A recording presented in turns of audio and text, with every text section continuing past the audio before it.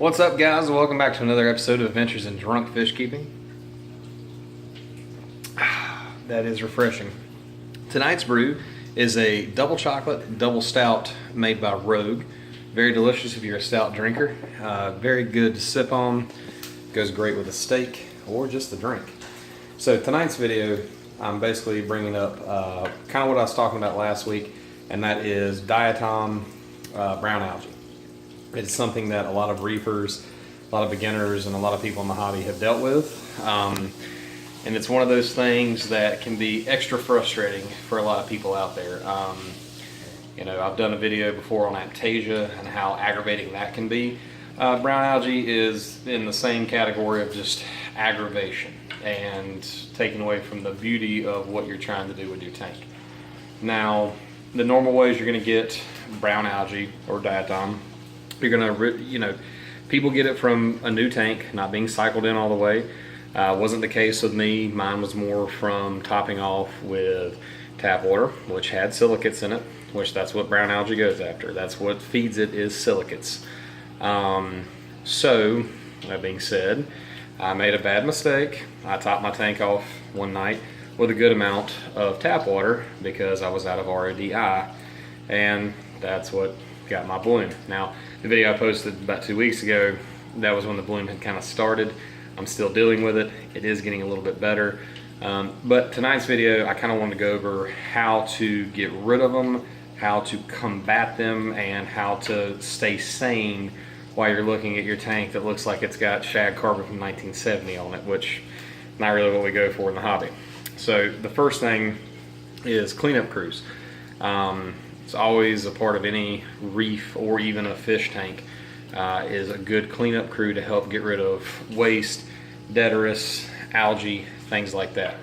Now with diatoms, they're a little bit of a special category because it's not like a standard green algae that you can put a Mexican turbo on or other ones. The two biggest helpers in this are going to be an Estrella snail and a margarita snail. I've got some Estrellas in the tank and I'll show you guys. As you can see, you've got this Estrella up here, and he is working hard on that piece of rock. He is getting rid of that stuff. I got another one right here. There's more in the tank. They're working hard at getting that stuff off. Hermit crabs will help. I've got about 10 of them in the tank. The little guys, they're probably maybe a quarter or half of an inch to an inch long, so they're doing what they can, but there's a lot for them to overcome. Another thing you can do is protein skimming and water changes. Now, water changes, depending on your budget and depending on how much time you have, can take a little bit more of the diatom out of the water.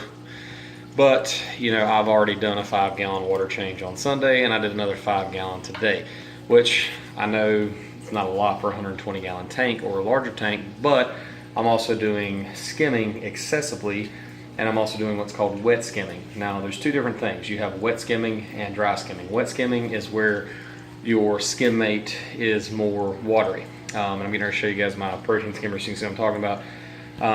So when you talk about wet skimming, as you can see, you see the foam building up in the neck of the skimmer, but you also see a lot of liquid in the skimmer too. Now, this is pulling water directly out of the tank. You're not going to catch as much of your large proteins. It's not going to have as much chance to bind to the foam this way, but it will help pull out of the water, and it's kind of like doing a mini water change. Now, depending on how much water you have in the tank and how much you adjust the airflow, you can dump the collection chamber multiple times and do effectively a small water change at a time. Dry skimming is more where you have a foamy skim mate that congeals and turns into that, like the word we like to use, fish butter, which is one of the most horrible smelling things you'll ever smell. It is beyond gross, but it does help clean the tank. Now, I'm doing a wet skimming right now, and once I kind of start getting this diatom back under control, we'll go back over to a dry skim. That's an option. Another option is raising your magnesium in your tank slowly. You start getting magnesium up in the 1600s, your diatoms are not going to live through that, but you cannot just throw that number through the roof. Problem is, the test for magnesium does require a bit of an expensive test kit, which I'll grab it and show you. One of them is the Reef Foundation Pro Test Kit from Red Sea. It's a very expensive test kit.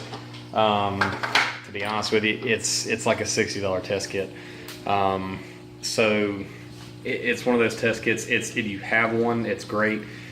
If you don't, the best thing to say is if you have like, and let me show you because I've actually changed a few things up from where the fish gallery is and where I keep all my stuff at now. So I have a whole closet for all my fish stuff now. One of the things you guys have probably seen me dose with is Reef Fusion by Seachem.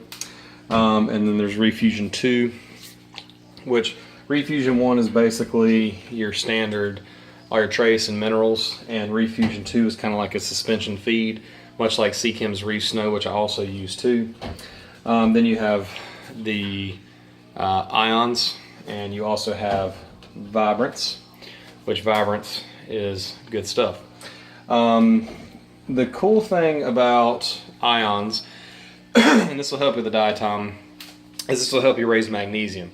Now, you don't want to overdose magnesium off the bat. It's not going to kill things, but it will kind of throw the balance of the tank off. So you want to slowly raise it up, just like you would with anything. Just like if you're low in salinity, low in ammonia, lowering any of your chemicals, you want to do it slowly. Raising them, you want to do it slowly. Slow is good, fast, bad. Reef tanks are not meant to take huge changes in water parameters quickly. Just like with the ocean, you will never have a huge change in a water parameter unless there is some sort of man-made disaster, 99% of the time. Same thing for your reef tank. You should also bring everything up slowly and let everything acclimatize appropriately. I'm also impressed I said that because I've had about 3 of these and they're very potent, so props to me for that. Another thing you can do beyond your standard protein skimming, water changes, raising magnesium, your cleanup crew, is a blackout. Now, a blackout is kind of a way to kill all light and starve the diatoms for light. But the problem with that is that it could affect your corals. You know, I have more of a easy coral group. I have 1 acan, I've got 1 blastoma, turbinaria, 2 or 3 pieces of green star polyp, 2 pieces of turbinaria, or excuse me, 2 pieces of gonoporia, a bubble, and a trumpet in the tank currently. Not any hardcore coral, and Sympodia, nothing hardcore, but they didn't like the blackout, and I tried it because I've been dealing with this bloom for a while.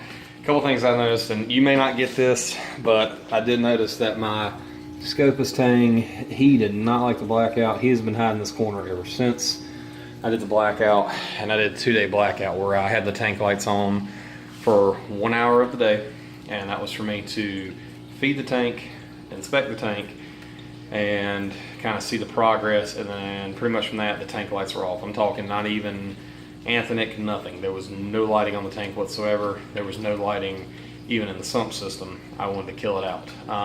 Helped out some.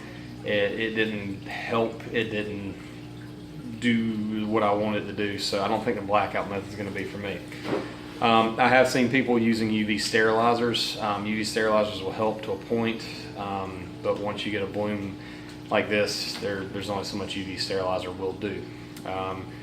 And you know, the last video I did where I kind of share about my tank, you know, for people who are into the hobby, it's kind of embarrassing. It's like having a bunch of aptasia in your tank. It is kind of embarrassing. You know, you want to have a beautiful aquascape with your corals vibrant and out. You want to have clean glass, clean rock, you know, with natural coral and algae, or with, you know, that good algae buildup that you get on there. You don't want the brown hair stuff because it looks like shag carpet from 1970 all over your tank, and it's really gross and no one wants that. And it's frustrating in the hobby. It's frustrating, especially for beginners. You know, people that do everything, you know, right. They get the tank, they get the rock, they get the substrate, they cycle it, they get the sump and filtration system set up, and you know, they do everything they're supposed to do, and they take their time putting fish in, and they add slowly, and they add their inverts slowly, and they make the right selections, and they get a bloom. And it takes the wind out of your sails, and it makes you go, man, you know, I really like my tank, but it just looks nasty. And you know, I've been doing it for a while now, and it happened to me. It's going to happen to everybody. You're going to get it with new tanks. You can get it with an established tank. There's plenty of people out there with established reef tanks who have had these blooms, and you know, it's one of those things you got to work through. It's like aptasia. It's an annoying thing, but it can be overcome. And part of this video is really just telling you guys methods and tricks and tips to kind of overcome, you know, a diatom bloom. Still refreshing. And that's part of the video, and that's part of the hobby, is not letting it get you discouraged, because this is one of these hobbies no matter how much you do, you'll find something new you haven't dealt with before. You'll find something that aggravates you, or something that you can't quite get a grasp on. That's what makes the hobby fun, is that you can't completely control it, because then what's the fun of it if you can 100% control it and 100% make it perfect every time? That's not gonna be fun anymore. You're gonna have a pretty tank, but it's gonna be boring. It's like, all right, top the water off, change it, and look at my fish. And yeah, that's cool, but you know, part of the hobby, what makes it fun, is these little quirky problems you gotta overcome, and you gotta research. And that's when you get into your reefing communities and videos like these, and people that have been through it and kind of give advice and get the beginners or even the experienced people through it.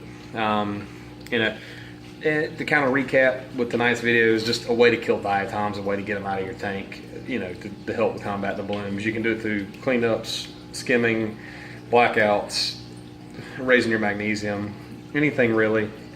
You know, you could be one of the lucky people. You know, my girlfriend's one of those examples. She actually took over my 54 gallon, which I posted in one of my other videos. But what's funny is that this is her 54, and as you will see, it is absolutely spotless, and all her community is doing great.